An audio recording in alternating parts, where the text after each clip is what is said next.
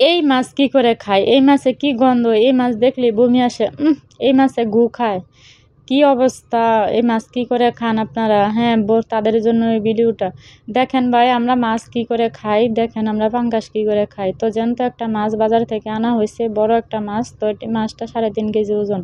তো মাছটা আমি সুন্দর করে এইভাবে কাটা কেটে সুন্দর করে পাতা দিয়ে ঘষে ঘষে আমি এটা পরিষ্কার করে নিতেছি। আর পাতাটা আমি নিয়েছি ডুমরা পাতা। তো কে কী দিয়ে পরিষ্কার করেন জানি না, তো আমি এটা ছাই ব্যবহার করলেও পরিষ্কার হয়। তো অনেকেই কাটা মাছ বাজার থেকে আনবেন না কখনই। সুন্দর করে এভাবে মেজে নিজে হাতে সুন্দর করে পরিষ্কার করে তারপর খাওয়ার চেষ্টা করবেন। তো আমি সুন্দর করে গলাটা কেটে নিয়েছি, কেটে নিয়ে এখন সুন্দর করে আমি চাক চাক করে কেটে নিতেছি। তো আরেকটা কথা বলি যে আপনারা খান না একটা জিনিস যদি না খান, আরেকজনকে অবশ্যই এটা নিয়ে কিছুই বলবেন না।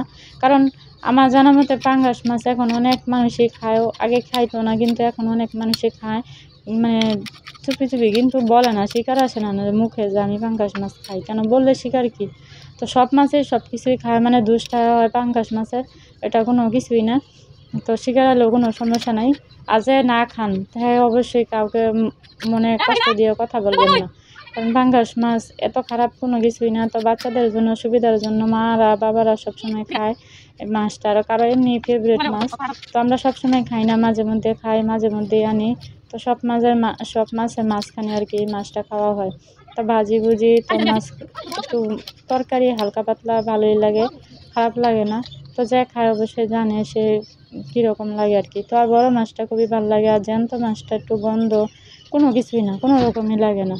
তো আমি সুন্দর করে মাছগুলো ছোটো ছোটো করে কাটবো, কারণ আমি তো আগেই বলছি যে আমি ছোটো ছোটো জিনিস সব পাতলা গোস্ত মাছ আমি সবসময় পাতলা ছোটো ছোটো করে কাটার চেষ্টা করি, কারণ এটা সুন্দর হয়। আর ভিতরে মশলা ঢুকতে সাহায্য করে, বাজারটা সুন্দর হয় আর কি, খেতেও ভালো লাগে। এই জন্য আমি মাছটা পাতলা পাতলা করে কেটে নিছি। সবসময় মাছ পাতলা কাটারই চেষ্টা করবেন, মাছটা সুন্দর হয় আর কি, ভাজাটা সুন্দর হয়, রান্না করলেও ভালো লাগে। তো দেখেন সুন্দর করে সবগুলো পিস আমি সব এক সমান করে কাটছি। তো মাছ কাটার আমি এক্সপার্ট, আমি ভয় পাই না, যত বড় মাছ হোক না কেন আমি কখনোই মাছ কাটা ভয় পাই না। তো দেখেন এবার মাথাটাগুলো ইয়াগুলো সবগুলো চকচকে করতেছে। তো বুঝতেই তো পারতেছেন যে আমার মাছটা কি রকম পরিষ্কার হয়েছে। তো এগুলো আরও ধোয়া হবে রান্নার আগে আর কি। তো আমার যতটুকু লাগে আমি ততটুকু নেব, তারপর আমি সেগুলো ফ্রিজে রেখে দেবো। আমি কয়েকটা বড় বড় পিস নিয়েছি ভাজি করার জন্য, তো আর আমি নিব না। তো এগুলো আমি ফ্রিজে ভরে রেখে দেবো। তো সুন্দর করে মাছগুলো আমি পলিথিনে সুন্দর করে এভাবে ঢুকিয়ে দিতেছি, ফ্রিজে রেখে দিলাম। তো এগুলো আমি সুন্দর করে ভেজে নিতেছি। তো দেখেন মাছটা কত একটা সুন্দর হয়েছে। তো তাজা মাছ